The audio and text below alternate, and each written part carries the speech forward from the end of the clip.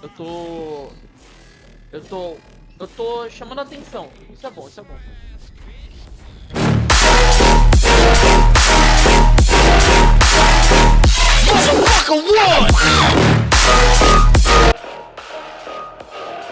E rapaziada, eu dei uma enrolada nesse vídeo aqui, porque eu vou ser sincero, tava difícil de fazer e também eu tava com um pouco de preguiça. Mas vamos lá. Vamos continuar aqui fazendo a nossa. A nossa, né? A nossa personagem de Fatal. A nossa koboldzinha que pesa. Não lembro. Sei lá, acho que ela pesa normal porque ela não teve finalidade, se eu não me engano. E com os seus imponentes 1,30 m de altura, que ama escravidão, mas isso não estava na. Quer dizer, tava assim, né? Porque eu tenho que seguir a risca a criação de personagem. Ok. Nessa parte a gente vai estar girando a sociabilidade do nosso personagem e a ocupação e habilidades dele. As peças finais desse quebra-cabeça de esgoto. Só que nesse pedaço é onde tudo começa a se desfazer. Sim, relativamente falando, tava tudo coerente até aqui. Então vamos seguir. Quando a gente deixou nosso personagem pela última vez, a gente tava no capítulo 6, Sociabilidade, que na verdade é onde a gente tá agora. Então, a primeira coisa aqui é o nome, o que requer um desvio ali pro apêndice 7, que são os nomes. Essa possivelmente é a seção mais porca que eu já vi sendo introduzida num livro de regras de RPG.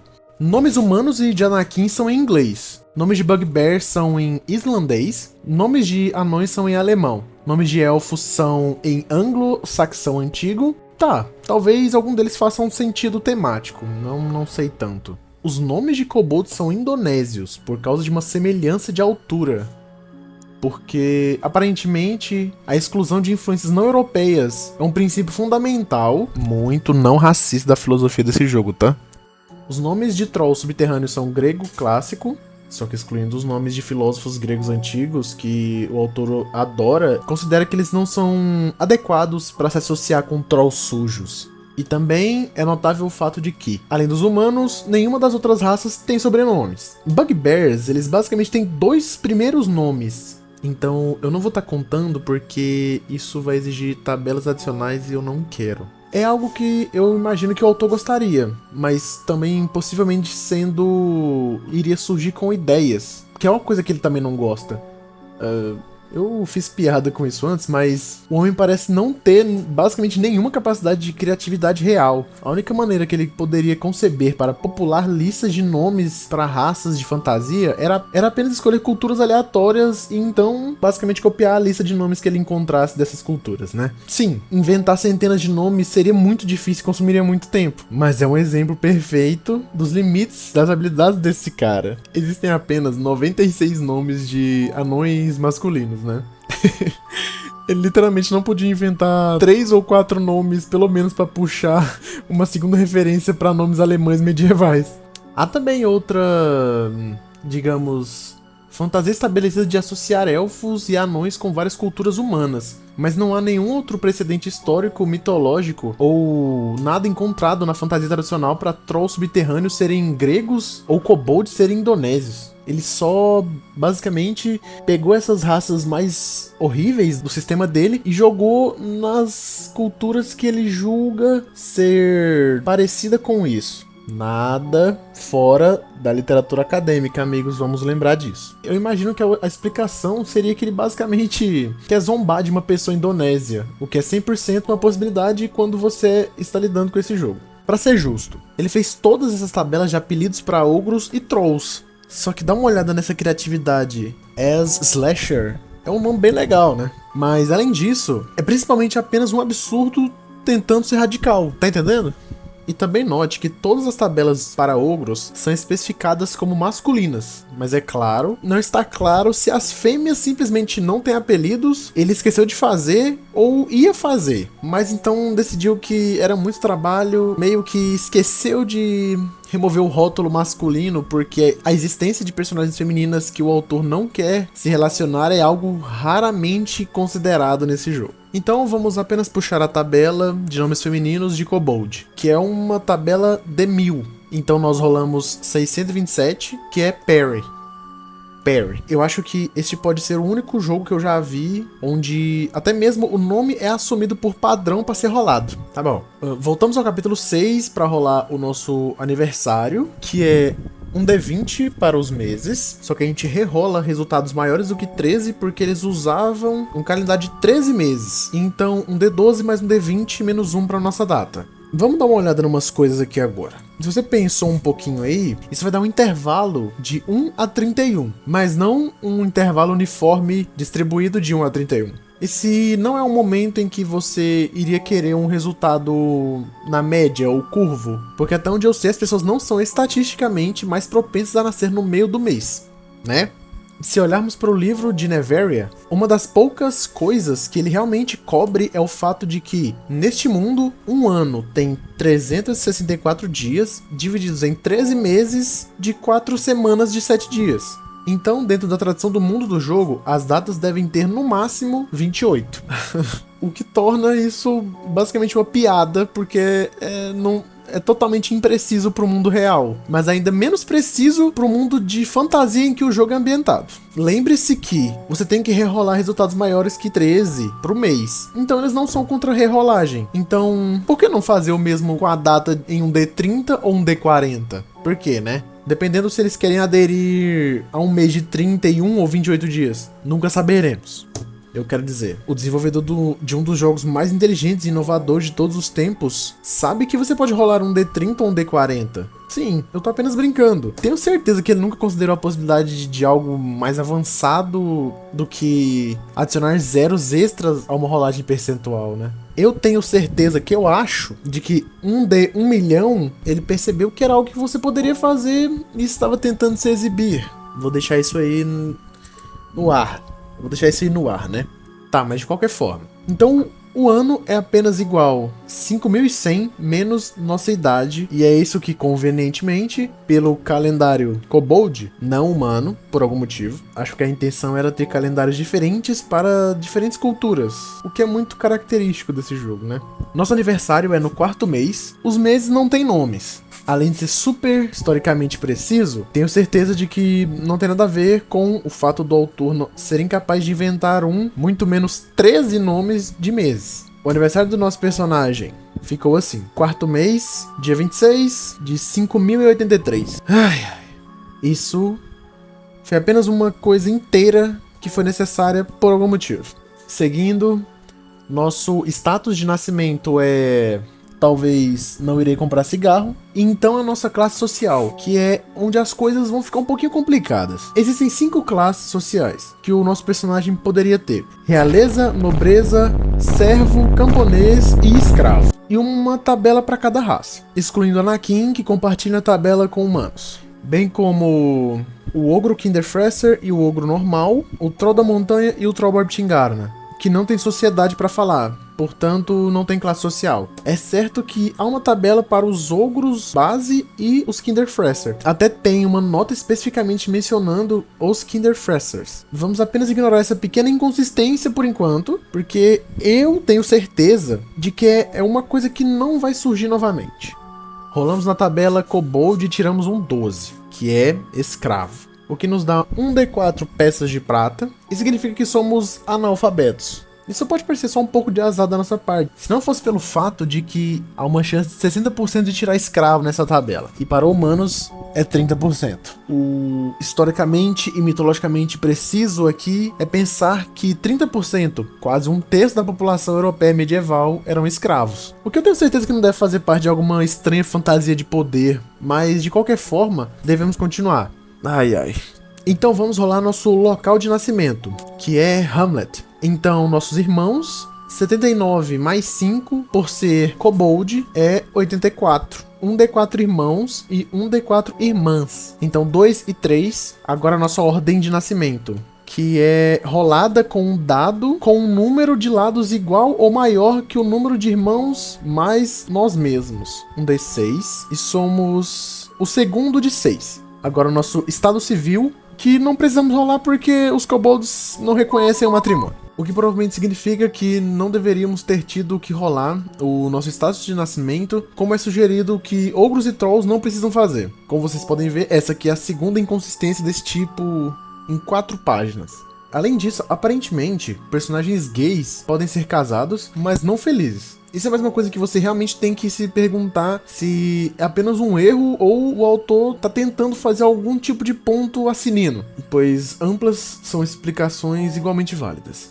Mas agora a gente vai pro capítulo 7, que é a ocupação, onde temos uma tabela de ocupação D1000 para camponeses, servos, nobreza e realeza. São uma ocupação familiar, que é uma distinção estranha a se fazer, porque não há nada em lugar nenhum sobre selecionar uma ocupação fora da sua ocupação familiar, e parece ser apenas mais uma daquelas coisas que o autor pensou ser muito inteligente, mas só torna as coisas mais confusas. Aqui nós temos algumas regras especiais para ser um escravo, mas antes eu gostaria de trazer os ogros e trolls novamente. Existem 4 tipos de ogro e 3 tipos de troll. E um tipo de troll tem sociedades completas com nomes gregos antigos e tudo mais. Então eles não são realmente relevantes aqui. Mas dos 6 restantes, somos informados que ogro base e Kinderfresser, trolls da colina e trolls Bortingarna não tem nenhum tipo de sociedade e, portanto, nenhuma classe social. Mas temos uma tabela de classe social rotulada para todos os ogros, incluindo os que não deveriam ter uma classe social e mencionando especificamente um deles.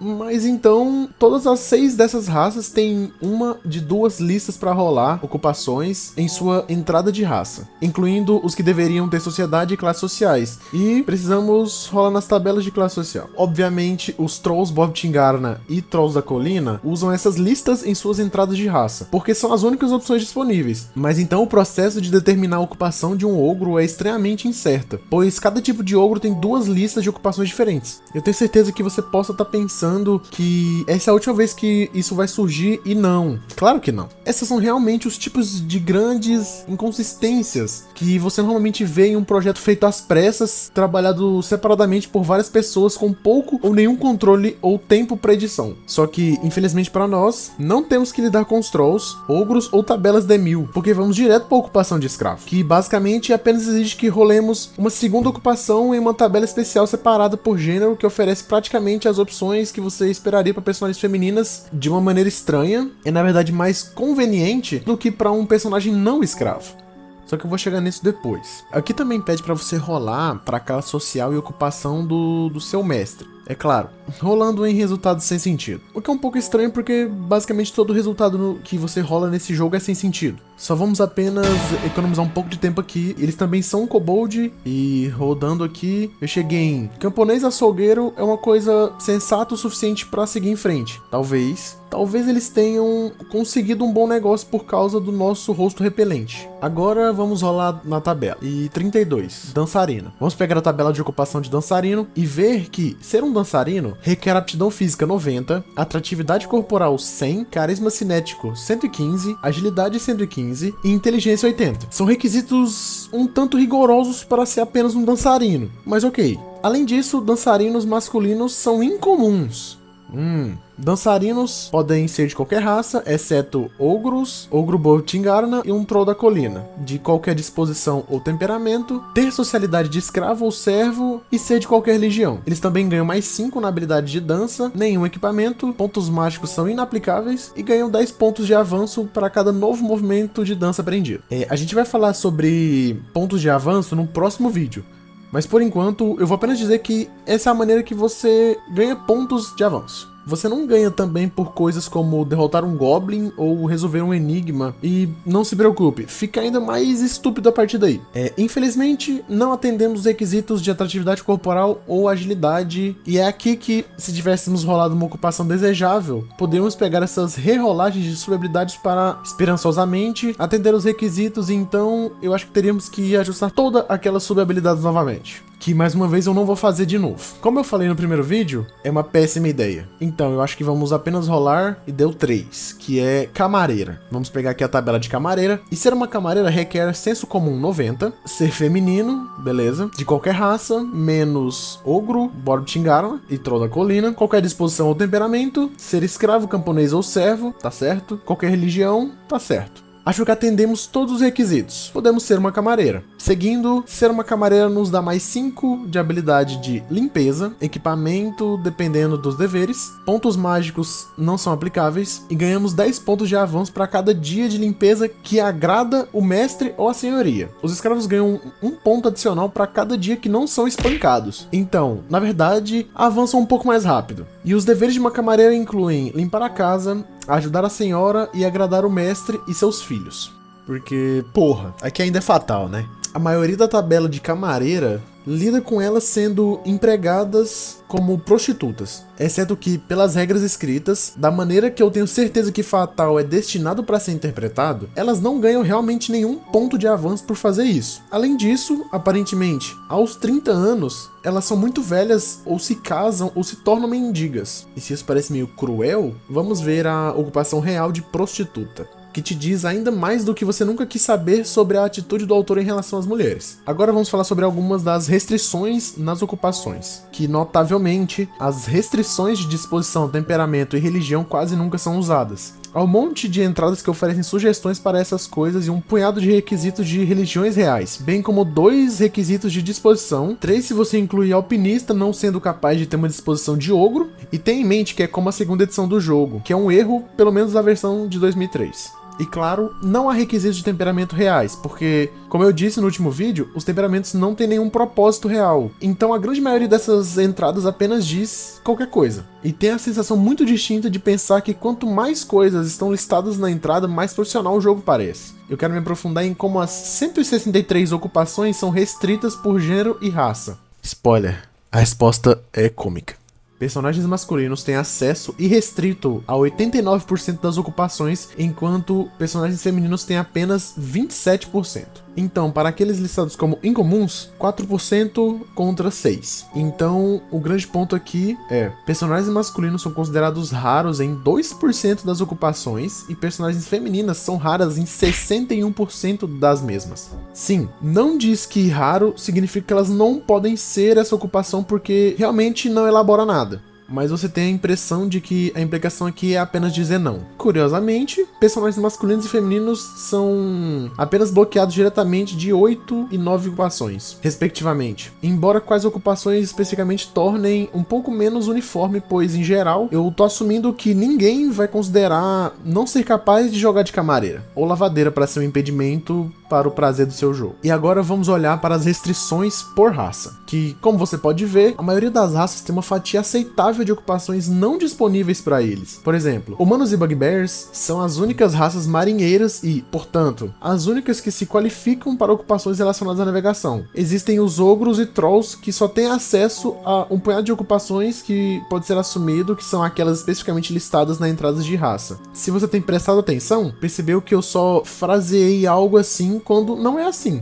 As figuras que eu tô trabalhando aqui vêm de restrições listadas nas próprias ocupações. De acordo com isso, ogros Bob Tingarna e Trolls da Colina não se qualificam para alguma dessas ocupações listadas em sua entrada de raça, o que não deve surpreender ninguém, já que eu já mencionei as inconsistências com as ocupações para as raças várias vezes, e meio que tem essa sensação de que o autor não queria que os ogros e trolls estivessem lá, nem mesmo se incomodou em escrever um conteúdo para eles além de eles comem pessoas. Como qualquer ogro Bob Tingarna, Troll da Montanha é a entrada padrão para restrições de raça, essa é a restrição listada em 105 das ocupações. Como eu disse no primeiro vídeo, o autor não parece estar ciente do fato de que ele pode, em vez de barrar os ogros e trolls de 96% das ocupações, apenas removê-los do jogo. E realmente parece, especialmente aqui, que o objetivo é apenas colocar o máximo de coisas possíveis sem nunca considerar se alguma das coisas funciona em um conjunto ou beneficia o jogo de alguma maneira. Você não pode esquecer que eu disse que ser um escravo era de certa forma mais conveniente. Imagine quantas vezes você teria que rolar em uma tabela D1000 para realmente conseguir uma ocupação que até mesmo o nosso personagem não é desqualificado com base em raça, gênero ou habilidades. Na verdade,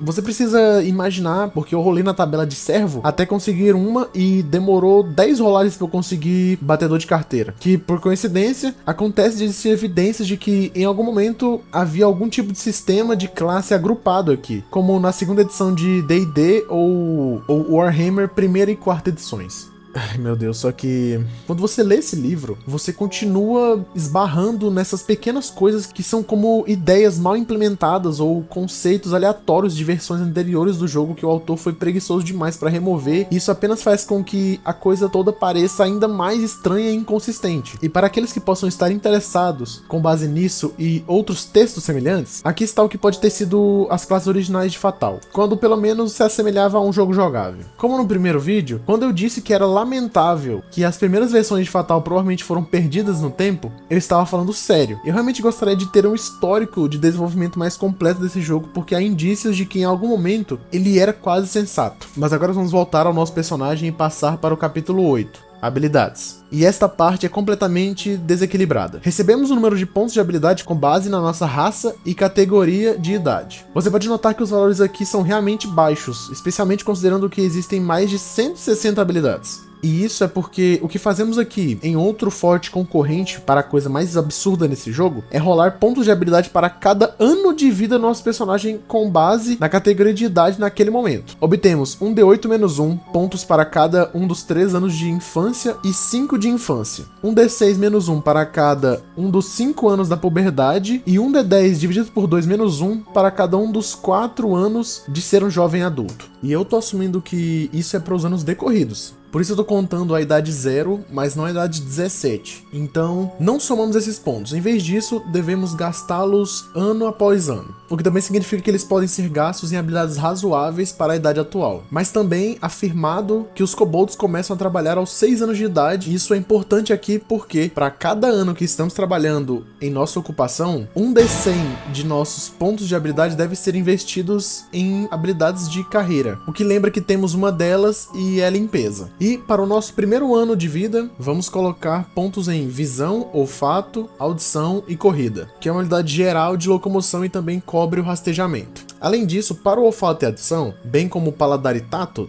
temos que rolar 3d10 para determinar o valor base e então nós podemos adicionar até outros 1d10 pontos adicionais. E isso é uma coisa mencionada apenas nessas entradas de habilidades e não, você sabe, em qualquer ponto durante a criação do personagem, apesar de ser uma coisa que todo personagem precisa fazer. O resto dos pontos do nosso ano e o que mais, lembrando que a maioria, se não todos os nossos pontos a partir dos 6 anos, são obrigados a serem colocados em limpeza. Também ganhamos mais 5 em limpeza de nossa ocupação e mais 3 em sentido de direção, mineração e truques por ser um kobold, bem como treinamento em uma arma específica. E isso é uma coisa totalmente diferente para o próximo vídeo, mas por enquanto vamos apenas dizer adaga. Isso é tudo para habilidades. E sim, realmente inconveniente, mas considere que elfos e anões não apenas possivelmente, mas provavelmente vão começar o jogo com uma idade nas centenas, e o livro leva em consideração isso, afirmando que se um personagem tem mais de 30 anos, o jogador pode negociar com o Edil, que é o mestre, para ser autorizado a investir os pontos em uma soma fixa, o que, além de apenas ignorar o problema, também incentiva a estranha dinâmica de poder quase fetichista desse jogo entre os jogadores e o mestre do jogo. Também, eu espero que você tenha percebido, mas o grande problema aqui é determinar os pontos de habilidade por idade, e como isso desequilibra severamente o jogo, já que um elfo médio teria quase 1000 pontos de habilidade e nosso kobold bastante médio tem 45.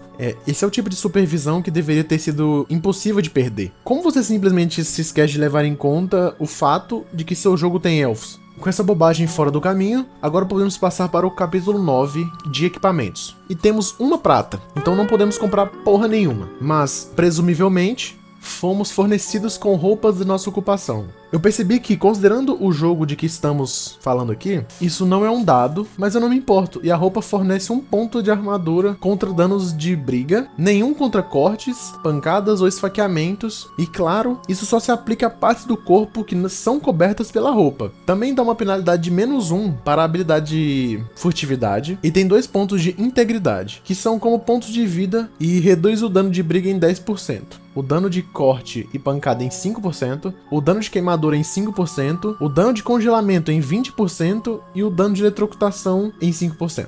E como você pode provavelmente adivinhar, todas as coisas vão tornar o combate muito interessante. Só que, como eu falei antes, eu vou deixar isso pro próximo vídeo, que vai ser o combate em Fatal. Então, finalmente, depois de vídeos com mais de 100 minutos, acho que dá, né? 327 regras, eu anotei aqui, 654 dados, e incontáveis horas de tempo precioso perdido, que eu nunca vou recuperar, esse personagem tá pronto. Hey, come on, baby! Come on! Yes! Come on! Ah! Yes!